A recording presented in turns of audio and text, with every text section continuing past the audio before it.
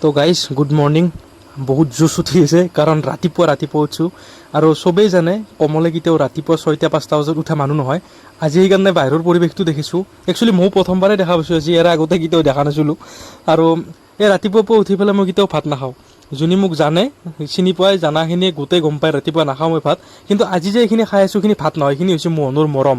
তাৰমানে মই এটা জেগাত যাব ওলাইছোঁ, সেইকাৰণে মোহনে ৰাতিপুৱা উঠি তাক লাগি বনোৱা ভাতৰ পৰা অলপমান দিছে, আলু খানা ভাত, পিঁয়াজ জলকীয়া দি পেলাই কৈছে তও খাব লাগিব বোলে। তাৰ মৰমটো ৰাখি পেলাই মই খালোঁ ভাতকেইটা।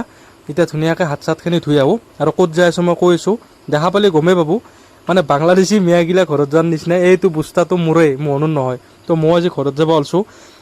আগতে যদি ঘৰত যাব ওলাওঁ তেনেহ'লে এক্সাইটমেণ্টটো বেলেগ থাকে, আজিও আছে এক্সাইটমেণ্ট, কিন্তু যিহেতুকে পাৰ্মানেণ্টলি যাব ওলাইছোঁ অলপমান মনটো দুখো লাগি আছে।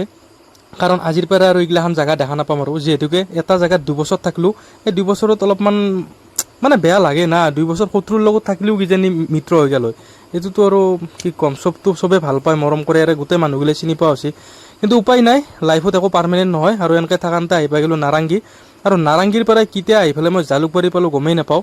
তাৰমানে ৰাতি টোপনি মাৰাত অলপ কম হৈছিল। বৰ ধুনীয়া চালা মিয়াৰ নিচিনা বস্তাটো লৈ ঘূৰি যেন গছৰৰ পৰা ভাঙি চিঙি উলিয়াই দিছে।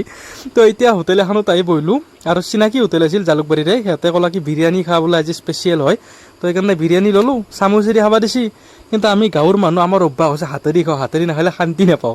সেইকাৰণে ধুনীয়াকৈ হাতটোখনে ওলাই লৈছোঁ। হাতেদি খোৱা যিটো শান্তি চামুচত কেতিয়াও নাপায়। আৰু সঁচাকৈ বহুত ভাল হৈছে। বম ভয়ানক চিকেন এক টুকুৰামান দিছি, আৰু এটা কণী দিছি, আৰু বিৰিয়ানী দিছি, আৰু অলপমান লগতে চিকেনৰ গ্ৰেভি অলপ ছাইডত দিছি। আচৰিত বনাইছে আৰু সঁচাকৈ ভাল হৈছে। 100 টকা লৈছে, হাফ প্লেট লৈছোঁ, পেট ভৰি গৈছে বাছ। আৰু খাৱা হোৱাৰ লগে লগে ডাইৰেক্ট গাড়ীত বৈছোঁ, কাৰণ নাৰেংগীৰ পৰাই জালুকবাৰী পাওঁতে আজি মোৰ 4 ঘণ্টা লাগি গৈছে, যিটো ৰাস্তা মাত্ৰ 1 ঘণ্টাৰ, 1 ঘণ্টাও নালাগে। মানে এনেকুৱা ভয়ানক জাম। আৰু সেইকাৰণে তাড়াতাড়ি খাই গাড়ীখন পাওঁতে বহি ল'লোঁ। আৰু শৰাইঘাট দলঙতো আজি জাম লাগিছিল, কিন্তু অলপমান টাইম থকাৰ পিছতে জামটো ভাঙলা। আৰু ইয়াৰে পিছতে আহি কিনে পাই গ'লোঁ মই ডাইৰেক্ট আমাৰ ৰাস্তা, মানে আমাৰ লোকেল ৰাস্তা, বংশৰ শুৱালকুছিৰ ৰাস্তা। দেখা পালি চবেই চিনিয়ে পায় এইটো ৰাস্তা, বহুত ভিডিঅ'ত লৈছোঁ মই। তো আৰু বেলেগ একো নেদেখাওঁ, ডাইৰেক্ট আহি ঘৰ পালোঁ, অলপ ফ্ৰেছ হওঁ, টোপনি লাগি আছে আৰু টোপনি মাৰোঁ। এতিয়া লগ পাই আছোঁ বেলেগ এটা ব্লগত, বেলেগ কিবা কিবি।